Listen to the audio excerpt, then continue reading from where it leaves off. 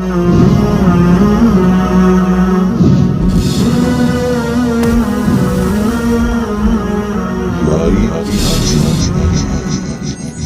did he look like? Now Jibreel took on multiple forms, right? He took on a human form. Sometimes he'd take on an angelic form, but it wasn't his full form. The Prophet ﷺ says, رَأَيْتُ Jibreel, I saw Jibreel, وَلَهُ سِتُّمِئَةِ جَنَاحٍ, and he had 600 wings. The Prophet ﷺ said he filled up the entire horizon, and he was sitting on a throne that Allah subhanahu wa ta'ala provided for him. And the Prophet ﷺ said, not only are those 600 wings spread out, he said, يَنْتَشِرُ مِنْ رِيشِهِ التَّهَوِيلُ مِنَ الدُّرِّ وَالْيَاقُوتِ. There are constant rubies and pearls falling from his wings. The color of his wings are khadra, are green. And the soles of his feet are green. That's what he looks like in angelic form. Alright, unparalleled by any of the angels. Okay? What does he look like in human form? Now Jibreel can assume multiple human forms. He can look different. Okay? But when he came to the Prophet ﷺ, he had a consistent human form. And he said, Jibreel looked like Dihya ibn Khalifa al-Kalbi radiyallahu ta'ala anhu. Dihya was called the Yusuf of Banu Kalb. What did Yusuf a.s., what did the women comment about Yusuf a.s.? That hadha malakun kareem, this is a noble, this is a beautiful angel, right? So Dihya was called the Yusuf of Banu Kalb. Women could not keep their hands off of Dihya. Now what is the relationship then between Allah and Jibreel alayhi salam? Number one, he is Kalimullah min al-malaika. He is the one that Allah speaks to from the angels. Now you might be thinking to yourself, doesn't Allah speak to all of the angels? No. Just as there are particular human beings that Allah speaks to directly, there are particular angels that Allah speaks to directly. So He speaks to al-muqassimati amra. All four of the angels we mentioned that apportion the command of Allah, there are narrations of direct communication between Allah and them. But Allah always speaks directly to Jibreel. There is not a single prophet of Allah that you study except that there's a mention of Jibreel. Seriously, just go through Qasas al-Anbiya, the stories of the prophets. You'll find the mention of Jibreel alayhi salam in some way, shape or form. He's got to be there because he has been sent to 124,000 prophets.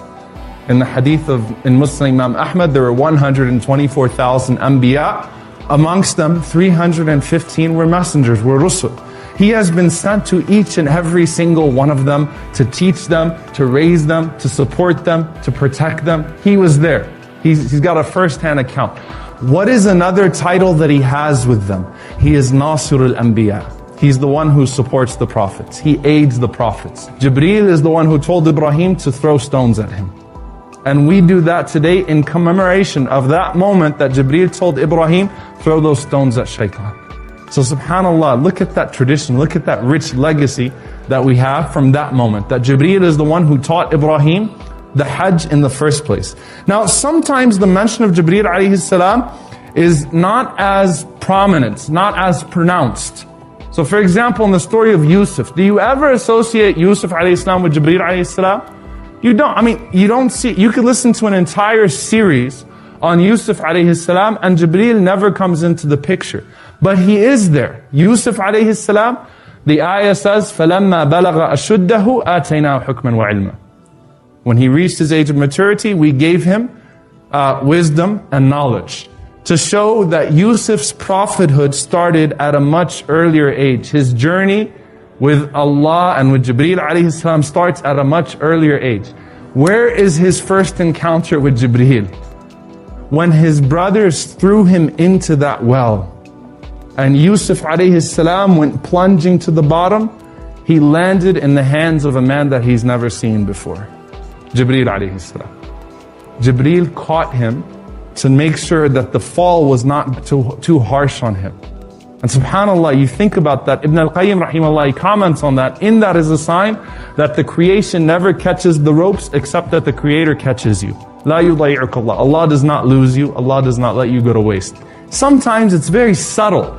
though you don't hear it prominently being mentioned, that's a pretty significant role. That Yusuf did not go crashing to the ground. Instead, Allah sent Jibreel to catch him. Sometimes you see the mention of Jibreel not necessarily with the prophet that's being spoken about in the story, but with the enemy of that particular prophet.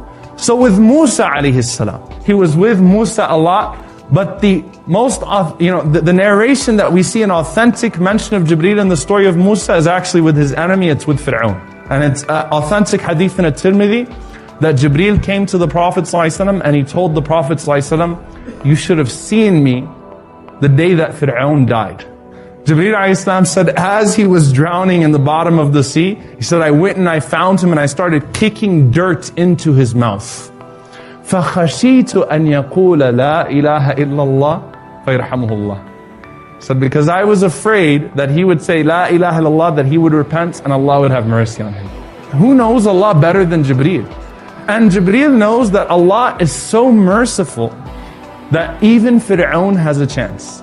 And he was afraid that with that one moment of repentance, Allah would void all of those years of corruption and tyranny. Jibreel is worried that Fir'aun has a chance with Allah subhanahu wa ta'ala. Now, did Jibreel ruin his fate? No, Allah told Jibreel after that, Ya Jibreel, وَعِزَّتِي وَجَلَالِي, I swear by my glory and my honor that لَوْ اسْتَغَاثَنِي وَاسْتَغْفَرَنِي غَفَرْتُ لَهُ. If he would have sought forgiveness from me sincerely, I still would have forgiven him. Your putting dirt in his mouth would not have stopped it. Okay, I still would have forgiven him. Now here's the thing. You might think, well, why the dirt in the mouth? When wicked people die anyway, the malaika do what? The angels do what? يَضْرِبُونَ وُجُوهَهُمْ. They're hitting them in the face. Why did Jibreel hate Fir'aun so much? He said, أَبْغَضْتُهُ يَوْمَ سَمِعْتُهُ يَقُولُ أَنَا رَبُّكُمُ الْأَعْلَى. I hated him the day I heard him say, I am your Lord the Most High. That shows you something about Jibreel. And in hadith literature, sometimes when Jibreel came to the Prophet ﷺ, he did not say, Allah says, he said, Al-A'la. The Most High says. The Most High has done. Which shows the status or the regard that Jibreel shows for his Lord subhanahu wa ta'ala.